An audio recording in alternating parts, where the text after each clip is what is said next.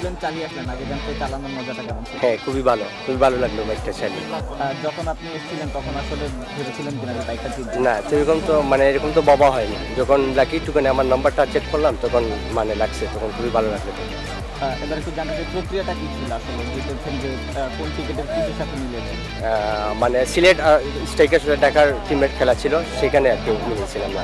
Ticket নাম্বারটা মিলেছিল? হ্যাঁ, ticket নাম্বারটা মিলিয়েছিলাম। তখন দেখছি যে আমার টিকিটের সাথে ম্যাচ হয়েছে। কে কে এসেছেন? আমরা ফ্রেন্ড 5 জন আসছিলাম। ফ্রেন্ডরা যদি জানতে আপনাদের কেমন লেগেছে? যে অবশ্যই অনেক ভালো লেগেছে, আমার ফ্রেন্ড যে অবশ্যই বাইক জিতেছে, অবশ্যই অনেক ভালো লাগতেছে।